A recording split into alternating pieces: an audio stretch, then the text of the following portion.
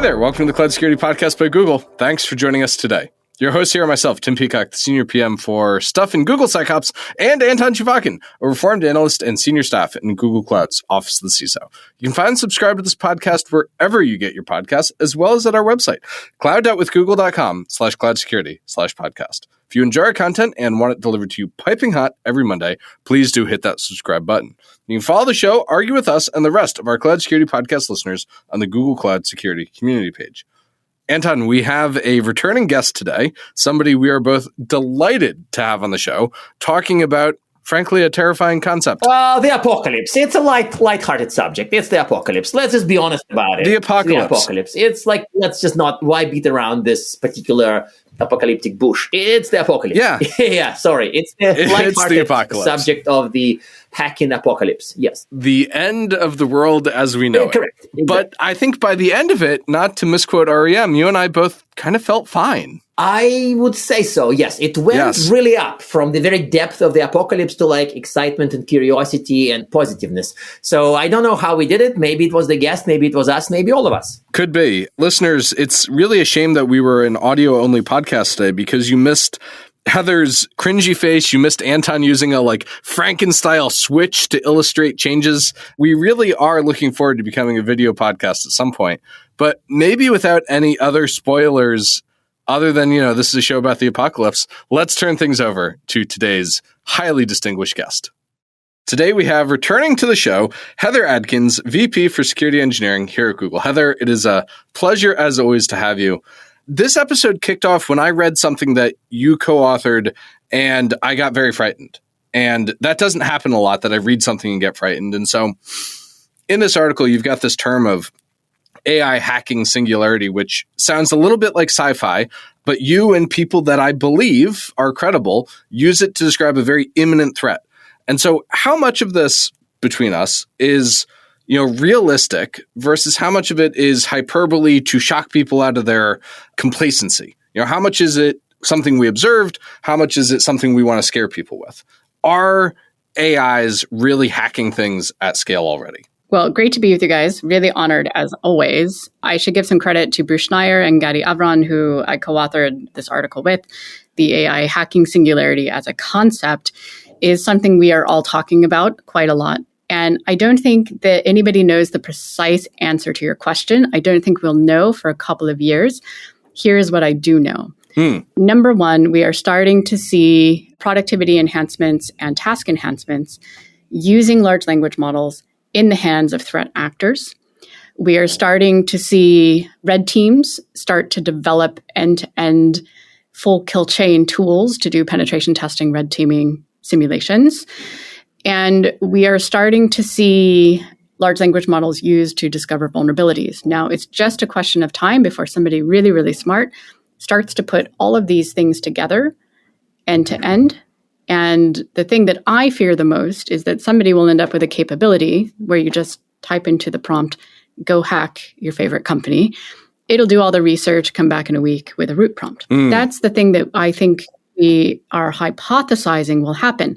Whether that feels like a catastrophic world-ending event, I think it'll be a slow ramp over the next, say, 6 to 12 to 18 months.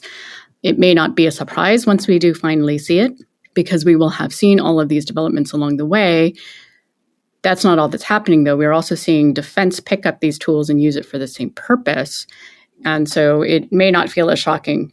But I will also say, I think in 2 years, when we look back in time, everything we hypothesized is probably wrong, and the world probably developed in a really different way. But we should be thinking about this. It should be on everyone's mind. We should be imagining a really different world. So before we go to sort of like who would wield this weapon, I want to be briefly, maybe gently contrarian to this, is that in many cases, at least in my experience, when we predict based on fundamentals, we miss another fundamental. I don't know what it will be in this case, of course, that sort of makes the future not come. And it may be a good future, or in this case, a bad future. So like your example with, here's the machine, I demand that this machine hacks, and I name a company somewhere on this planet, and in a week, and it's interesting you said in a week, because if you say in 5 minutes, I'd be like, nope, there are fundamentals against it. But let's say in a week, it comes and says, Here's your root prompt to a system in that company. So let's run this scenario. So a lot of things you described make sense. They're like bricks in that wall. But are there bricks missing? Are there situations when, for example, certain steps are destined to be so noisy that the defender will pick it up? And so you would have your prompt for 2 minutes. Or maybe there's something else. Like, I'm kind of curious, can you argue the other way? Is that even though there are good arguments for why it'll happen, here's one why it won't. I think it's good to be a skeptic. And I think it's good to challenge it. I think the skepticism should not prevent you from thinking about the problem. But I think you're right. If we look at how large language models reason about deep research, for example, they often end up in very strange places. So you could imagine you've got an AI-powered module on an endpoint that's trying to figure out how to hack a machine, and it suddenly finds itself deep in the depths of CPU vulnerability research, when actually it could just use a well-known bug that's on the machine, but it ended up like thinking about this other thing because it wasn't constrained in any kind of way.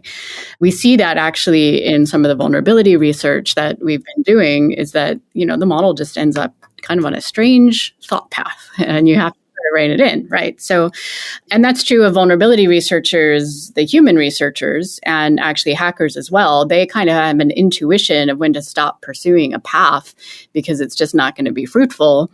The LLM has no concept of, hey, this isn't useful, I'm going to, change direction. So that's one thing, but that is, I think, a short-term problem. Someone will figure that out. There's also the question of, where does all the GPU, TPU resourcing come from for all the inference?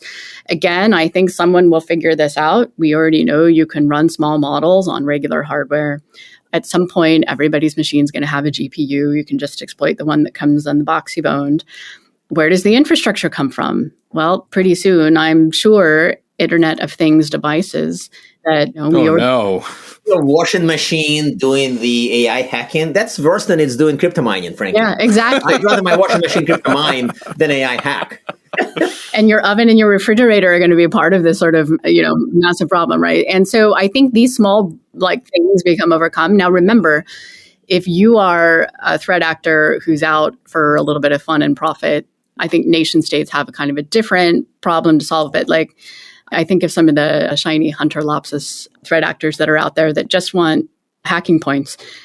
They're okay with letting some of this messiness happen, right? They're going to try anything that will make them successful. So I think we've got to keep an open mind about what's realistically able, people will be able to solve some of these things. But let me ask you then, the flip back to positive. Well, I guess positive would be the attackers win, so maybe not so positive. Mm-hmm. So I'm kind of thinking of maybe before my time, when people came up with the first vulnerability scanner, the whole Satan story in 1990s, when there was a major freak out. Oh my God, you can just scan and find vulns? Holy cow, no way, right? And then there was a Metasploit moment. So is there a moment to watch for in this case? Like, what is the Metasploit equivalent for AI-powered exploitation that we, you, me, Tim, need to watch for? Like this is happening. Yeah, how do we know when it's here? I wish I knew. I think it'll be obvious when we start seeing threat intelligence reports on it. We are already seeing threat intelligence reports out of all of the major threat intel companies and teams about little pieces of the kill chain being weaponized. So the Google Threat Intelligence Group just came out with one where they map out what are these different tools doing. There is no tool that has an end-to-end, but someday they will see one. I think this is hard to predict because we don't know how it'll get used. Now, if it's kind of weaponized in a ransomware toolkit and sold on the underground, you may see the rates of incidents increase. But if it's closely held by a threat actor who's got really specific targeting, we may not know, right? You may not be able to tell that it's a fully automated platform on the other end. And so I think we're only going to know when it's physically in someone's hand. Right. The Metasploit moment to me isn't the APT has this machine. Like, remember we had this moment about what if a nation state has built a quantum computer that does break crypto today? Like, that was our moment at the other show. And I think that I worry less about that. I worry more about the democratization moment. So I feel like one APT group in a certain country has it versus /GitHub AI exploit. Yep. Please don't use the name. Oh, no. Do not let Anton name things, listeners. That's how we ended up with EDR. Yeah, I think the best proxy for this will be when we see it in the open source red teaming tools. That makes sense. And I'm surprised it's not in Metasploit already, to be fair. I bet somebody's got that. Somebody's working on it. Yeah. So Anton brought up this cryptographically relevant quantum computer fear of collapsing crypto overnight. I want to talk about kind of the worst case scenario you can envision on the AI-enabled hacking. That's quite bad, though, Tim. You do know that, right? Yeah. I want to take us to the Heather dark has, place. Imagination, right? No. Heather's imagination is perfectly scary, and I'm asking Heather, could you unleash your imagination on our listeners? What happens in the bad case? What does that look like? Is it the whole world collapses? What is the outcome here? The bad outcome. Yeah, well, I also have really strong opinions on the quantum computer thing, because I don't think we're going to know. And I don't think it'll be a capability held by many. And I don't think we're going to know. I will answer your question directly, problem. On crypto, we should worry about advances in math on classical approaches, not just quantum. Because my friends at DeepMind kind of look at me funny when I ask this question, but, how novel will the math get?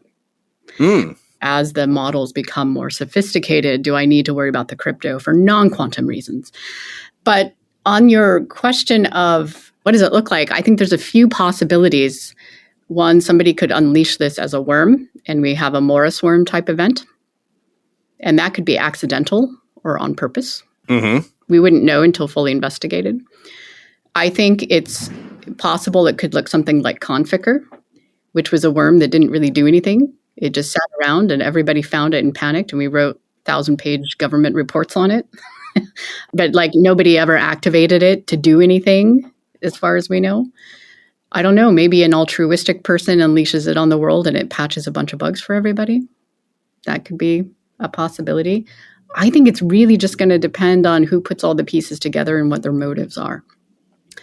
Those are all the worst case scenarios that I think about. But I do kind of wake up every morning and now wonder, is today going to be the day when the whole internet responds to something that just either intentionally or accidentally got out? We'll be shocked by it, but we should not be surprised by it if it happens. Yeah, I think it definitely, this one, when it happens, it's going to be filed under shocking but not surprising. That part is very, it's probably the best use for that line, frankly. Yes. Yeah.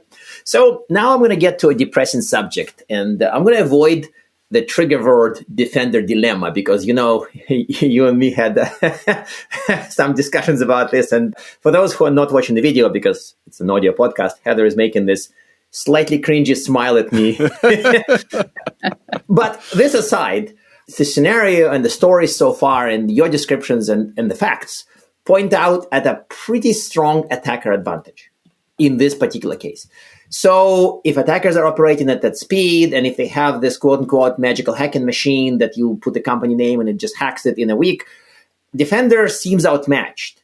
And while we sort of kind of say that to defend against AI, you need AI, sometimes it's a cliche, sometimes it's the truth, sometimes it's probably false, because occasionally an axe is the right defense. You cut the wire and that's it. You can't hack. But what is the genuinely useful tactic to counter it? Or what are some of the ideas? What is this genuine AI to AI counter tactic that doesn't just become, fake or whatever? Right now, our definition of winning in cyber is preventing attacks. Right, not losing. Yeah. Patch your systems, make sure your passwords are strong, use a security key. We have to change the definition of winning. The definition of winning has to not just be, did you get in or did you not? It has to be, how long were you there? What did you get to do? And I think what this comes down to then is the defender's job is to change the battlefield in real time. And so, this is not all that novel. We've been talking about immune systems. That was the original purpose of antivirus. Detect anomaly on the endpoint, clean it up, move the files out of the directory so that it can't run anymore, reboot the machine. This is not all that novel. But the problem is you're going to have to extend it and this concept of changing the battlefield to almost everything. And just to make it practical for people to think about, if you're a cloud-based infrastructure and your cloud instance thinks it's compromised, it should turn itself off. If you are trying to abuse a privilege that is given to an account, maybe in an infrastructure, like a service account or something, and it's starting to do something anomalous, you shouldn't let it do it. Like there should be something orchestrating it that just turns the permissions off. And so we're going to have to put these intelligent reasoning systems behind real-time decision-making and disrupt decision-making on the ground. And you don't want to do that in a way that causes reliability problems. So you have to choose the right decision. Maybe it's look to a human to approve this, or, you know what, I'm going to shut this instance down, but I'll turn up another one over here. Or you know, there are options other than just the on and off switch, but we're going to have to start reasoning about real-time disruption capabilities or degradation, right? To use kind of all of these in the information operations playbook that change the battlefield. And it'll confuse an AI attacker just as much as a human one. And the AI attacker may actually be even less resilient to that change because it's not going to be able to know that it is sort of stumbling around in the dark a little bit, right? So I think that's what it looks like. We change the definition of winning and we use all the tools in the toolbox to degrade and disrupt. And we have to put intelligence behind that. So is it, I'm sorry, I got a really weird and very uncharacteristic thought about this. Remember, Tim, this whole AI-powered drive defense against ransomware where it stops syncing? Like, it reminded me of some kind of futuristic, ultra-sophisticated version of that, when it sort of like disrupts the environment enough so that expectations of the attacker are just false at this point. But it is also, decisioning is supported by AI, not just by, oh yeah, here's the big switch, let's pull it. Like, no, that wouldn't cut it. And of course, the speed wouldn't be there. And of course, frankly, decision-making wouldn't be there either. But this sounds like plausible enough. Plausible enough. That's high praise from Anton. Come on, this is Heather. I'm like a fan on all that. So no. So I want to shift gears and put my foot into a can of worms, or maybe put my foot in my mouth, or vulnerability discovery. Yeah. AI is getting good at it. How does this impact software supply chain and open source and maintainers and all of that? What's the future there look like in this AI-powered world? Let me give you the long-term outcome I'm hoping we achieve, and then we can talk about the messy middle and the roadmap to get there. Long-term, the hope is that we have AI assistants early in the SDLC available to open source developers, commercial developers, students, hobbyists, people who vibe code, that catch and prevent the large majority of classes of vulnerabilities from ever reaching a production environment. That's the outcome we want. So if you're coding and you try to create an integer overflow, it's going to tell you, you know what, that's a bad idea. Let's not do that. Let's not ship that code. That will come. The models are really, really good. They're improving all the time. The cost for inference will come down. We'll get strategies to make it efficient. I believe all of that is possible. The science is we can see the science. The path to get there is going to be a lot of trial and error and a lot of new norm setting. And I think it's for a commercial development house. So if software is the business of your company, this will be an easier thing for you to adopt. But I think for open source developers, where it's really about volunteers and it's a creative process, in many cases, they see themselves as creators and a community. And we built this thing not just because we like the software, but also because we like working this way. They're going to have to figure out for themselves what this means for them. And also, who's going to support it? And I think all of those norms and things are discussions we have to have. But I think we all want to get everybody lifted up with these great tools. And there will be a mix of skepticism and positivity in there, I suspect. It's always a mix of things, isn't it? Yeah. So I just came from this CISO CAB forum we run in New York. And through some kind of weird scheduling quirk, I was assigned to facilitate a session on shift left. And right before I started screaming, I'm not an AppSec person, I don't even play one on TV, it was too late. And I'm in it. And I am with a bunch of leaders who deal with AppSec every day. And here's me, who is like, can you maybe write an IDS rule instead? In any case, so this aside, the topic of process friction came up quite strong. Like Heather just mentioned science. And I'm like, Heather's right. Science is there. But is procedural readiness there at many companies? People say, okay, so under what conditions is your automated scanner inside your CI/CD pipeline would stop the release? Okay, so you have conditions that are agreed with your big business leaders, and 1, 2, 3 happens, you stop the release. But then people escalate, scream at CIO screams at CEO. I don't know how they run these things specifically, but then it's unblocked. So that's what makes me nervous. Science is there, but is organizational readiness? Care to answer this one? Because we have other fun questions. If you want to skip this one, it's fine, right? No, let me say this. I think there's always a very natural tension inside business between velocity and safety. I don't think anybody would ever say, I want to ship unsafe code.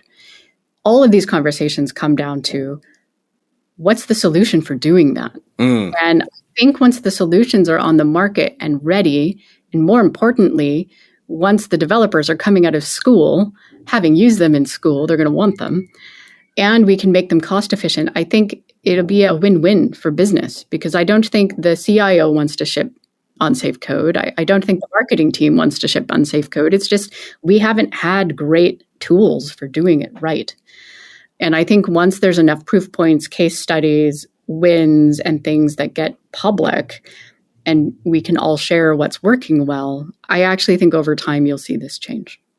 And more importantly, the problem is once you invent seatbelts, the regulators decide seatbelts are mandated. If this really works, you may see in the future, I think 10, 15 years, probably quite a ways down the road, you might start to see insurance nudging the market. You might see regulators nudging the market, and you might see more of it just becoming the norm. Okay, so that's a great segue to the next thing we wanted to ask. The regulators. Yeah, the regulators. I'm kind of slightly dying to ask this one a little bit, because it's another triggering question. No, maybe not for us, but for some people.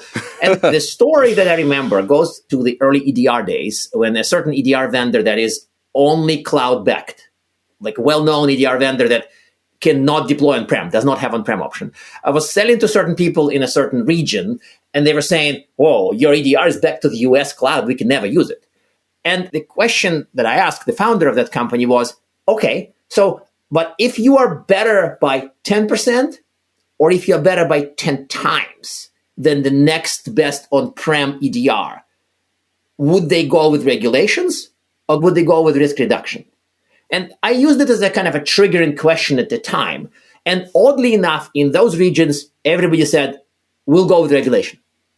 We don't care if we use the 10% effective EDR, while the 10 times more effective EDR is available, because regulation.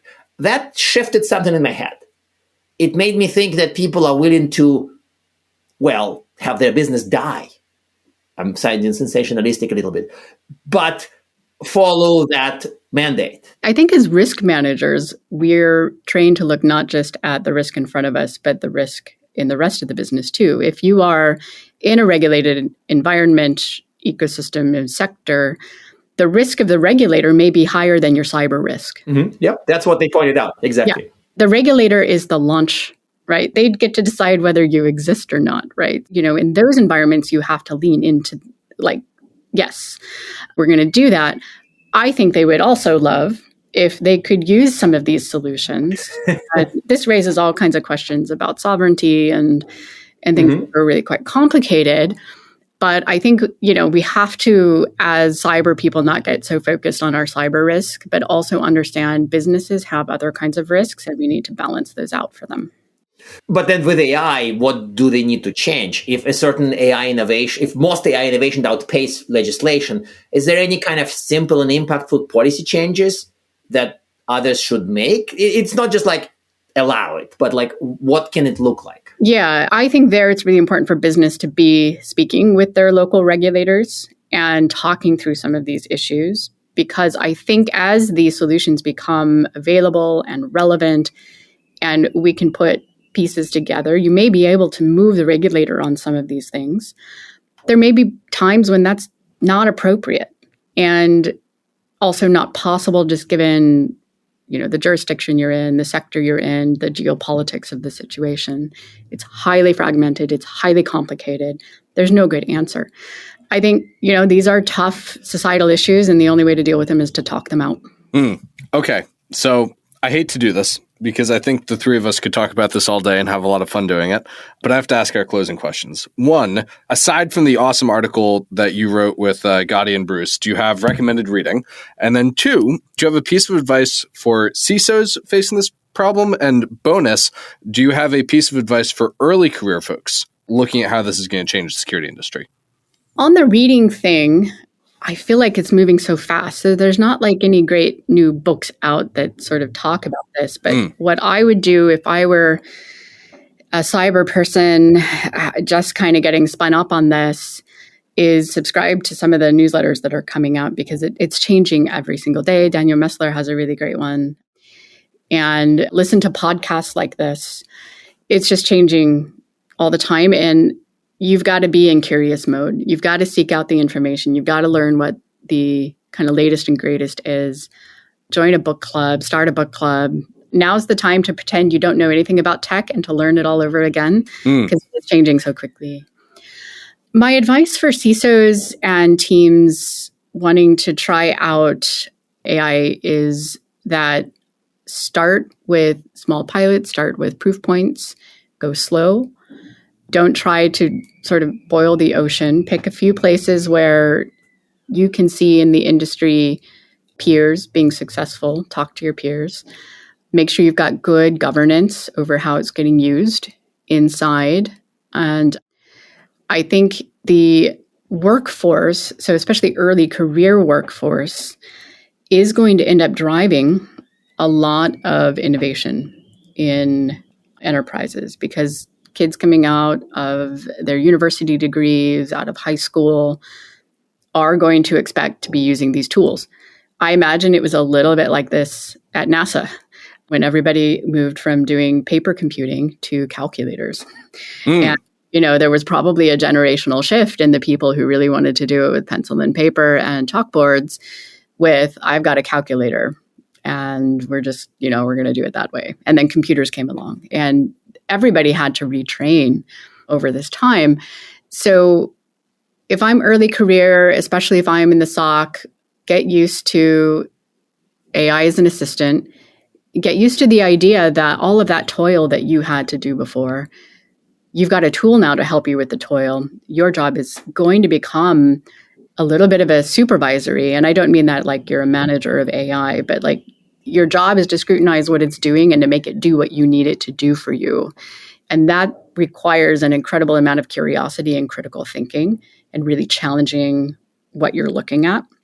And we'll see how things develop. But it's going to be a very interesting couple of years as we see all this develop. I really like that answer about how their jobs are going to shift. We keep talking about this with different guests, and I think that critical thinking and curiosity and scrutiny, that keeps coming up again and again. I really like that. Exciting times. Exciting times as always in the security industry. Heather, thank you so much for joining us today. Thank you for having me. And now we are at time. Thank you very much for listening and, of course, for subscribing. Please subscribe so you can get new episodes piping hot. And if you love our content, please drop us a review on your platform of choice. You can find this podcast on YouTube, Apple Podcasts, Spotify, or wherever you get your podcasts. Also, you can find us on our website, cloud.withgoogle.com/cloudsecurity/podcasts. You can argue with us on the Google Cloud Security Community site, googlecloudcommunity.com. You can follow us on x.com/cloudsecpodcast. Tweet at us, email us, argue with us. And if we like or hate what we hear, we can invite you to the next episode. See you on the next episode of the Cloud Security Podcast by Google.